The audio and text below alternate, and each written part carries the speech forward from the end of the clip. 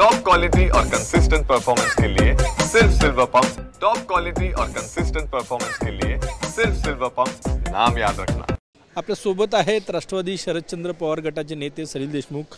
भाऊ, शरद पवार यांचा दौरा आहे, काय नियोजन आहे, कधी येत आहे? सन्माननीय शरद पवार साहेब 9 तारखेला या ठिकाणी नागपूरला येऊन राहिले। मंडल यात्रा एक महत्त्वाची यात्रा जी पूर्ण महाराष्ट्रामध्ये त्या दिवशी निघणार आहे आणि त्याचं उद्घाटन सन्माननीय शरद पवार साहेब त्या ठिकाणी करणार आहे। मोठ्या संख्येने ओबीसी बांधव आणि ओबीसी बांधवांसाठी शरद पवार साहेबांनी केलेले जे काही काम आहे किंवा मंडल यात्रेची पहिली अंमलबजावणी सन्माननीय शरद पवार साहेबांनी महाराष्ट्राचे मुख्यमंत्री असताना केली आणि अशा अनेक गोष्टी आहे। त्या ठिकाणी आम्हाला आमचे पदाधिकारी कार्यकर्ते गावागावात जाऊन तालुक्यात जाऊन चौकडी जाऊन ही गोष्ट पूर्ण महाराष्ट्रभर त्याची सांगणार की खरे ओबीसीचे मित्र कोण आहेत आणि खरे ओबीसी दुश्मन कोण आहेत। स्थानिक स्वराज्य संस्थांच्या निवडणुकीत सगळेच पक्ष ओबीसीचा धागा घेऊन मतदारांपर्यंत जात आहेत। आमच्याकडे ठोस काम आहे, आमच्या नेत्यांनी केलेलं पूर्ण अंमलबजावणी आहे, आमच्या नेत्याचा पूर्ण त्याच्या पुढे इतिहास आहे की त्यांनी कशा पद्धतीने ओबीसी समाजाला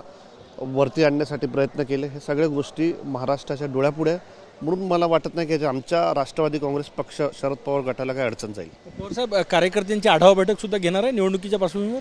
निश्चित रूपाने सन्माननीय शरद पवार साहेब जेव्हा पण नागपूरला येतात, जेव्हा पण विदर्भात येतात, तेव्हा ते वेळ राखीव करून सगळ्या पदाधिकाऱ्यांशी भेटतात, बोलतात, त्यांची सगळ्या ऐकून घेतात, त्यांची निवेदनं स्वीकारतात। हे नेहमीच शरद पवार साहेब करत आले अनेक वर्षापासून। खूप धन्यवाद। कॅमेरामॅन सचिन सयामसह गजानन उमाटे, TV9 मराठी, नागपूर।